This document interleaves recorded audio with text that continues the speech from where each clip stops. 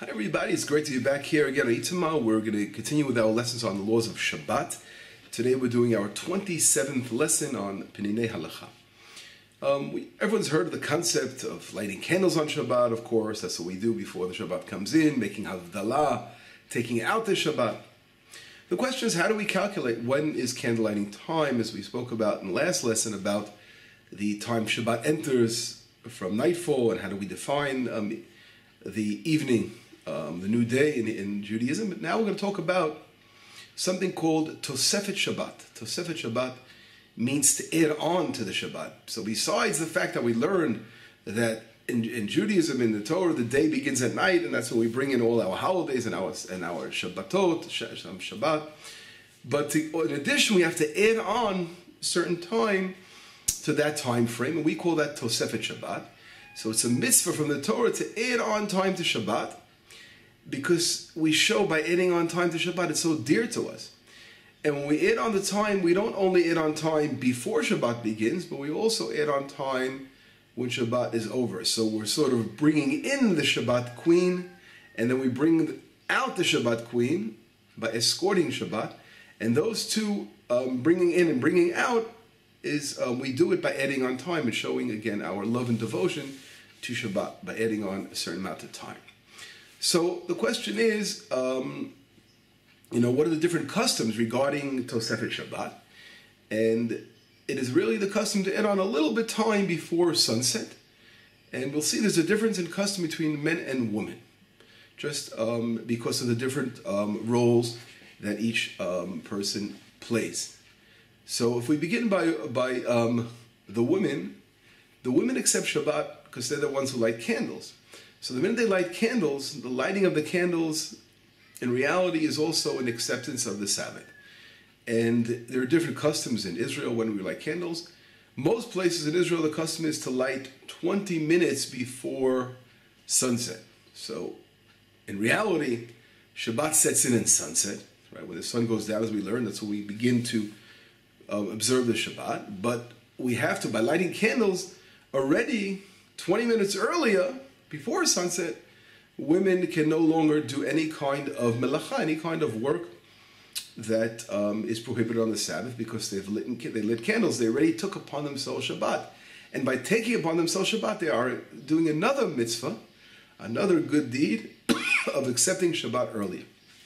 The Jerusalem is a little different, because in Jerusalem the custom is 40 minutes before the Shabbat starts, and they begin lighting candles. So women take upon Shabbat in Jerusalem 40 minutes early. That's another custom. If you take Haifa, for example, is a custom of a half an hour. So there are different cities that they have the customs of the Jewish people living in those cities when they lit candles, how many minutes before the Shabbat actually, before sunset sets in. But Shabbat does begin then when the women light candles in those different places. Of course, every person who lives in a different city should make sure he checks the calendars. Today it's very simple. You have calendars that tell you what time is Lech Benshin in Yiddish, what time is candle lighting in English, or in Hebrew, Hadlakat Nerot, and which is the most important expression, right? What time is Hadlakat Nerot? At that hour, you must light candles and then take upon Shabbat by accepting, again, Shabbat earlier, doing the mitzvah of Tosefet Shabbat. Now, the men, on the other hand, since they go to pray the mincha service, and they do not accept Shabbat until after the mincha service is over.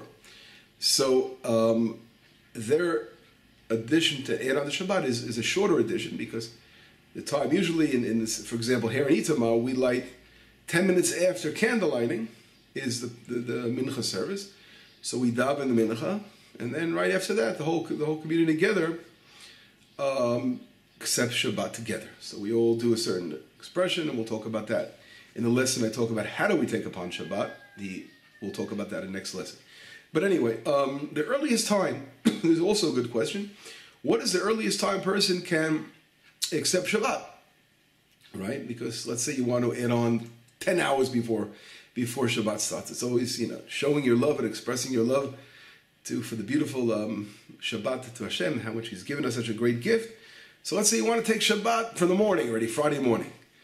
So let's say someone wants to do that. Is he allowed to do it? The question is he allowed to? So many of our poskim, this is our teachers, the great rabbis, the sages, they learn out that the earliest time we're allowed to take upon Shabbat, to bring it in early, is something called Plag HaMincha. What is Plag HaMincha? Plag in Aramaic means half. And half of Mincha. What is Mincha? The Mincha is when we do the afternoon service, which is there's two times that we call the Mincha. It's something called Mincha Gedolah, the large Mincha and the short Mincha. And here we're talking about the short Mincha as far as time. The later Mincha refers basically, Mincha Ktana refers to the Mincha that is closer to the evening. And that time is 9.5 hours. So if we take the framework of something called a Sha'az Manit, an hour, all the hours, we spoke about this before in our lessons, all the hours mentioned in halacha, we go by calculated hours. In other words, we take the day, the daylight, and we divide into 12 parts. So if there is, let's say, in the summertime, you have longer days, so you have literally the hours are longer than the winter, which they're shorter hours. Whatever it is, 9.5 hours is the time we begin the mincha. You can pray the mincha service. Plag HaMincha, so if you take for 9.5 hours till the stars come out, till it's considered 100% nightfall.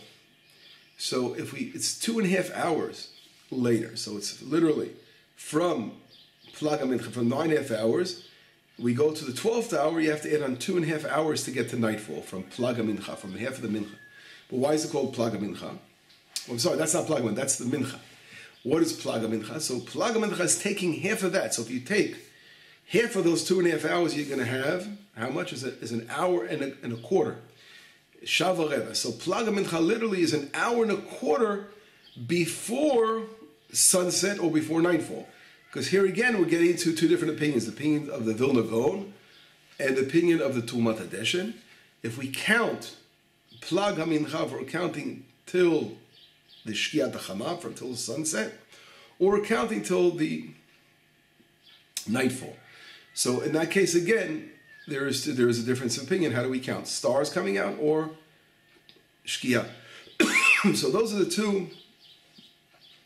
two opinions that exist. Since there are other opinions we're going to see as well, that you're allowed to take Shabbat even before Plag HaMincha, although we don't go by those opinions because they're minority opinions, but we can be lenient in regarding the calculation of counting till the sun sets and not have to wait till the stars come out, what Plag HaMincha is, and gives us an earlier Plag HaMincha time. And so if we just summarize what we said and all these numbers and concepts, you're allowed to take Shabbat in the earliest time, according to the custom of majority of poskim, is from Plag HaMincha. So if, let's say for our circumstances, let's say the Shkiat HaChama was 6 o'clock, right? So then 4:45, 4:45, you're allowed to take in already the Shabbat. That would give you an hour and 15 minutes before reality, when Shabbat really sets in, according to all laws. That's when you're allowed to begin the Shabbat. And that is called, again, Plag HaMincha, the half of the Mincha time. Because to pray, we're talking about another hour and a quarter before that, which would bring us to 3:30, right? 3:30 would be the time one can pray the Mincha service, that Mincha service we call the evening Mincha service. But anyway, this comes to play. It's very important, this law, when especially in the summertime, when Shabbat can enter very late, and the children are going to fall asleep at the table. So there's a custom in many places in Israel and Jews throughout the world to do an early Shabbat.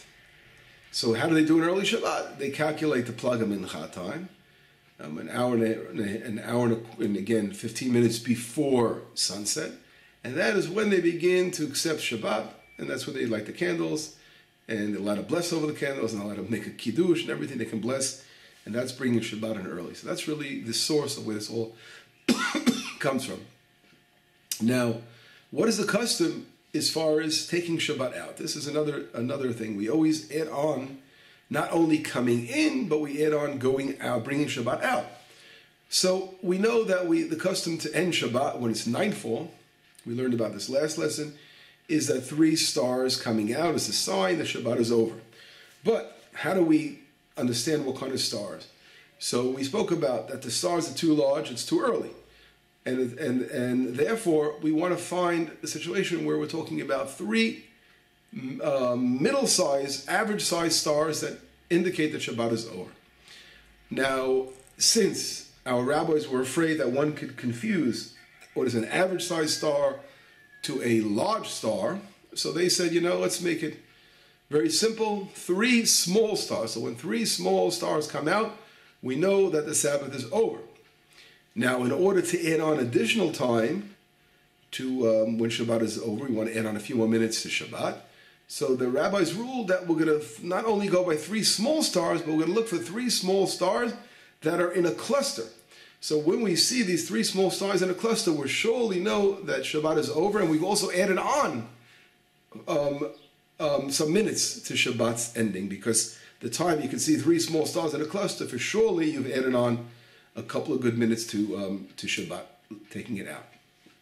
Now, life is so much easier today because, as mentioned, we have calendars, and in all calendars, the longest twilight we spoke about last week, in the certain situations when they last, is the 30-minute twilight, which is in the summer. We spoke about the summer and the winter in regards to the angle of the sun. So in the summer and the winter, you can have a longer twilight than the spring and fall, where the angle is different angles. So during the longest time with twilight, we know of 30 minutes. So 30 minutes is probably the longest twilight that could be. Again, here in Israel, I'm not talking about other places of the world, closer to the equator or further away from the equator. We spoke about that again last week. You can check that out for different examples. But in Israel, the way we go by here in the land, our time frame is 30 minutes is the longest twilight that really we find. And therefore, those who calculated the calendar wanted to make it very clear that we're going to add on additional time for Shabbat. So they made 35 minutes.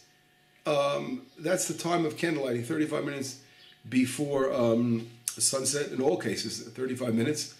And that 35-minute twilight they made before sunset, that already takes in consideration all the options, all the possibilities. So we always add on Shabbat if we go by the calendar, because we're always adding on a few more minutes. Having Shabbat leave us. So it's always 35 minutes after. Again, after the sunset, 35 minutes later, we're sure by then that the stars have come out, the small stars are out there, you've added on some time, additional time for Shabbat. So anyway, in summary of what we've done, we learned that there's a very, very special commandment of adding on time to Shabbat, and before Shabbat comes and after Shabbat leaves. And this, of course, in Yom Kippur, we're all familiar with. On Yom Kippur, there's a special law that we say Kol Nidrei. As the Yom Kippur service comes in, we say, it's still the sun is pretty high in the horizon still. So that's part of the whole concept. That's where we learn it from, to add on to the holy days, and just shows our love that we add on time. Anyway, we will continue, God willing, very soon in our 28th lesson on the laws of Shabbat. So bye for now. Bye-bye.